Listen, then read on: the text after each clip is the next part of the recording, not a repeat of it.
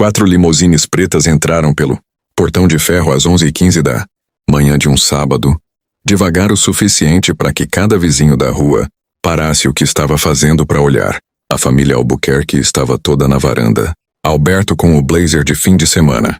Cristina segurando uma taça de vinho branco que parecia ter esquecido na mão. Bianca de vestido. Uma mão parada no meio do caminho até a boca.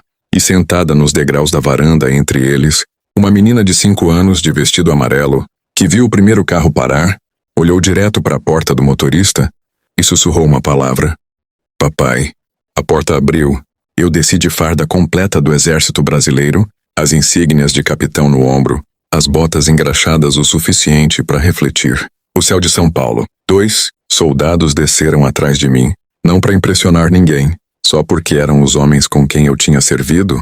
E eles pediram para vir comigo naquele dia. Alberto Albuquerque me olhou do jeito que se olha uma coisa que a gente tinha certeza absoluta que não existia. 5 anos antes ele tinha ficado parado num corredor de hospital, apontado o dedo pro meu peito e me dito que eu era pobre demais, quebrado demais e insignificante demais para criar minha própria filha. Disse que eu nunca ia ser ninguém. Disse que a coisa mais gentil que eu podia fazer pela minha filha era desaparecer. Eu não desapareci, mas estou me adiantando. Deixa eu te levar de volta ao começo. A um garoto de um bairro que os Albuquerque nunca tinham nem passado de carro por perto. E uma menina que amou ele mesmo assim. E uma família que decidiu que amor não era suficiente se aparecesse na faixa de renda errada. Meu nome é Rafael Souza. Cresci na periferia de Curitiba, num bairro onde as casas eram pequenas, as varandas rachadas, e todo mundo sabia da sua vida, quer você contasse ou não. Minha mãe, Dona Marlene, me criou sozinha.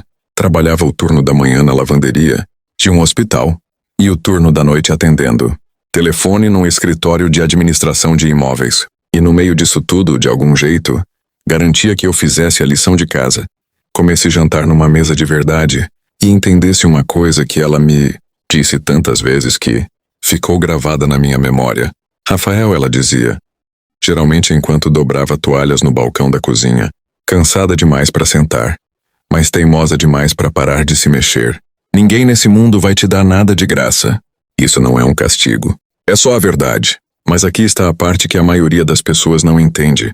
As coisas que você conquista são as únicas que ninguém consegue tirar de você depois. Eu acreditei nela. Não porque entendi aquilo aos 17 anos, mas porque ela tinha vivido aquilo na minha frente a vida inteira. Ela conquistou cada salário. Conquistou o teto sobre nossas cabeças. Conquistou o respeito de gente que já tinha desistido dela dúzias de vezes. E nunca reclamou de nada disso. Pelo menos não onde eu pudesse ouvir. Eu não tive pai. Ele foi embora antes de eu ter idade para lembrar do rosto dele. Minha mãe nunca falou mal dele. Simplesmente não falava dele. O que me ensinou uma coisa importante. O silêncio sobre a ausência de alguém pode ser mais alto que qualquer explicação. Conheci Bianca Albuquerque no meu último ano do colégio técnico, numa festa junina organizada pela escola dela, uma escola particular do outro lado da cidade que eu só conhecia de nome. Ela tinha ido, segundo ela mesma me contou depois, porque queria conhecer gente de verdade. Essa frase teria me irritado se qualquer outra pessoa tivesse dito. Vindo dela, sentada numa mesa de plástico comendo pamonha com as mãos e rindo das próprias piadas, sou honesto.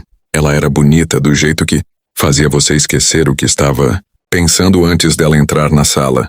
Mas não foi por isso que eu me apaixonei. Me apaixonei porque ela escutava do jeito que quase ninguém escuta.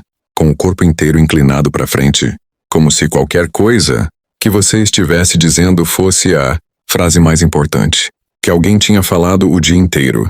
Começamos a namorar naquele inverno, e por quase 2 anos, tudo foi exatamente tão simples e bom quanto 2 pessoas jovens se apaixonando deveria ser.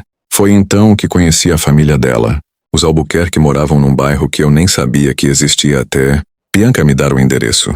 Portão eletrônico, casas tão afastadas da rua que pareciam estar se escondendo de gente normal. Gramados verdes demais pro inverno curitibano.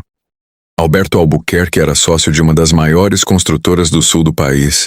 Tinha o tipo de aperto de mão que diz que um homem passou décadas medindo os outros, contra si mesmo e achando a maioria pequena demais. Cristina vinha de uma família tradicional de Curitiba, do tipo que tem ala de hospital com o próprio nome. No primeiro jantar, Alberto apertou minha mão na porta da frente e segurou um segundo, a mais que o necessário, estudando meu sapato, minha camisa, o carro que eu tinha dirigido até lá, o Fiat Uno de 12 anos da minha mãe com o para-choque amassado. Rafael, ele disse, como se estivesse experimentando o nome e achando insuficiente. Bianca conta que você é da periferia. Sim, senhor. E sua mãe trabalha no hospital? No setor de lavanderia? Sim, senhor.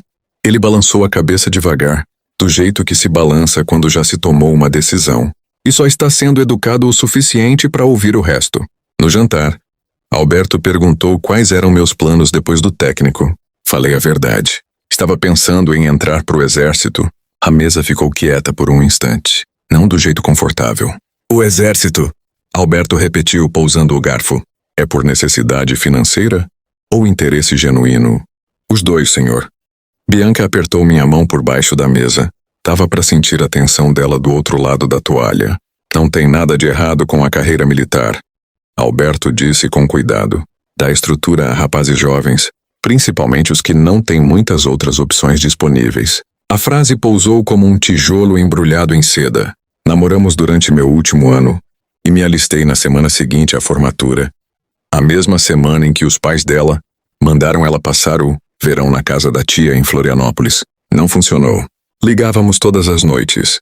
Escrevíamos cartas de verdade à mão, porque Bianca dizia que mensagem digital parecia temporária demais. Eu tinha 6 meses no primeiro quartel quando Bianca me ligou chorando. Estou grávida. 2 palavras. Minha vida inteira girou sobre 2 palavras. Vou ser honesto sobre o que senti naquele momento. Não foi alegria no começo, foi medo. O medo esmagador de um garoto de 20 anos que ganhava uma miséria e morava num alojamento menor que o banheiro de hóspedes dos Albuquerque. Não vou a lugar nenhum, eu disse para Bianca. Vamos dar um jeito nisso. Ela acreditou em mim. Os pais dela não. Sofia nasceu numa terça-feira de manhã em março. Entrei no hospital ainda de farda, carregando um elefante de pelúcia que comprei num posto de gasolina, porque foi a única coisa que encontrei às 3 da manhã. Alberto Albuquerque apareceu na porta atrás de mim. Você não é família, ele disse. Segurei minha filha por 20 minutos naquela manhã. Alberto ficou parado no corredor o tempo todo, braços cruzados, me olhando como quem observa alguém pegando emprestado algo que não é seu. Aquele quarto de hospital foi a última vez que segurei Sofia por quase 3 meses. Os 5 anos seguintes, as ligações bloqueadas, os aniversários que perdi porque os advogados de Alberto entravam com pedidos, feitos só para atrasar e cansar. Isso é a parte dessa história que ainda me acorda de madrugada, mas também é a parte que me transformou no homem que um dia voltou a atravessar aquele portão de ferro. Me joguei no exército do jeito que homem se afogando se joga em direção ao ar. Cada treinamento, cada missão, cada curso de liderança oferecido eu aceitava. Não porque amava o esforço, mas porque cada promoção significava mais dinheiro. Cada qualificação significava mais credibilidade. Minha primeira missão foi no Haiti, com a Força de Paz. Não vou entrar em detalhes do que aconteceu lá, porque a maior parte do que importa em combate não se traduz em palavras que civil sente do jeito que soldado sente. Mas vou te contar o que aquilo me ensinou. Coragem não é ausência de medo. É a decisão de que a segurança de outra pessoa importa mais que o seu próprio conforto. Minha mãe morreu 6 meses depois de eu ser promovido a capitão. Câncer de pâncreas descoberto tarde demais.